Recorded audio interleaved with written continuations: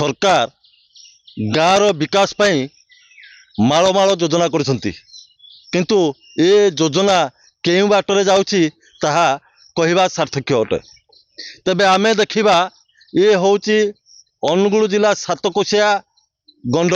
ए सातकोशिया गंड मुहान रही एक उपनदी जी होउछि जलेश्वर नदी।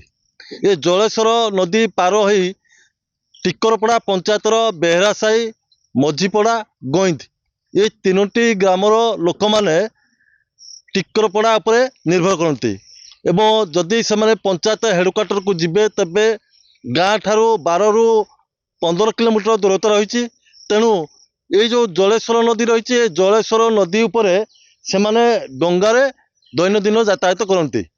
तेबे सरकार को एप्रति बहु बार से माने दाबी उपस्थापन करछंती किंतु सरकार ताको प्रति कौनसी कर्णपात करना। किंतु आज आमे देखिबा जे दीर्घ वर्ष लान जो माने स्वाधीनता पर ठारू पिला माने जो माने स्कूल को जाउछंती एवं विपद संकुल अवस्था से जाती ये हूँ नीतिदिनिया ताकर यातायात कारण ये होली डंगा हूँ ताकर भरोसा एवं ये भरोसा पर से माने स्कूल को दैनंदिन पाठ पढ़ी जाउछंती एवं विपद भी जाउछंती। किंतु सरकार को जेते गुहार कले भी सरकार एप्रति कौन दृष्टि आकर्षण करना।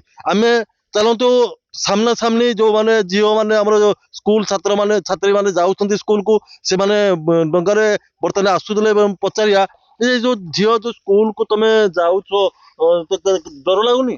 हाँ बहुत भय लागुची। कुंभीर मध्य हमको आक्रमण करिछि। बहुत थर कुंभीर आशंका आम पड़ जाइछु। बाटर आसला बेले कादुरे गोड़ खसिकी आम पड़ जाइछु। गोड़ मध्य भांगी जाउछि। एमदी बहुत आशंका नै कि आम स्कूल आछ।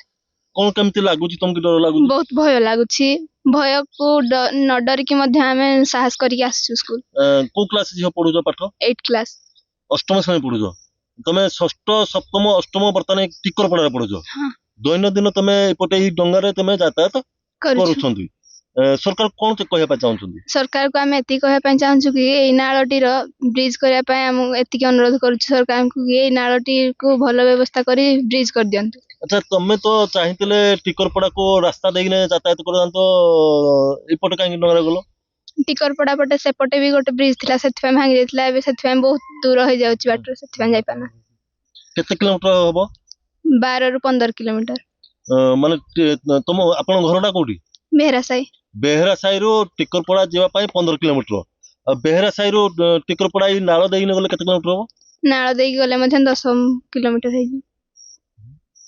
आमे देखिले जे ये होउची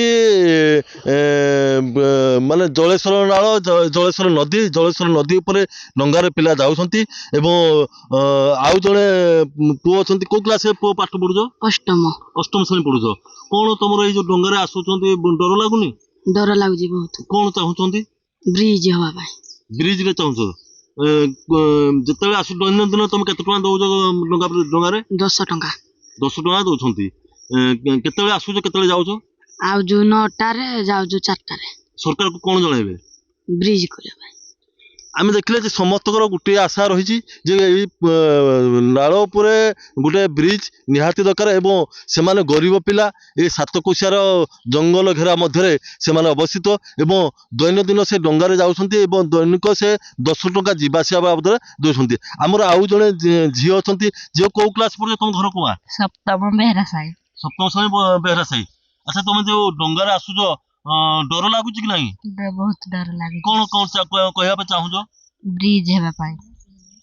आमे देखिले ये होची सप्तम श्रेणी झील पढ़ुची से भी चाहूँ ब्रिज निहाती आवश्यकता अच्छी एवं एठी गोटे ब्रिज हेले निहाती ए अंचल 3टी ग्रामर ग्रामवासी माने उपकृत होगा सहित ताको पिला माने भी स्कूल पाठ पढ़िबे।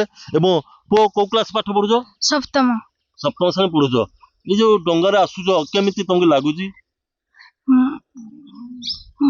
भय लागुची। ये कुंभीर देखिजो कि नहीं केबे? देखिजो कोन तथापि डंगारे आसले केमिति माने कोन चाहूँ तबे? ब्रिज हवा पाई। पिला माने कहउछन निहाती गुटे ब्रिज रो आवश्यकता अछि। हमर जो डंगा जे चलुछंती ताको सहित टिके आलोचना करबा सीधा हमें पचारि बुझिबा। ये मौसा आपन नाडा को आपन घर कोठी?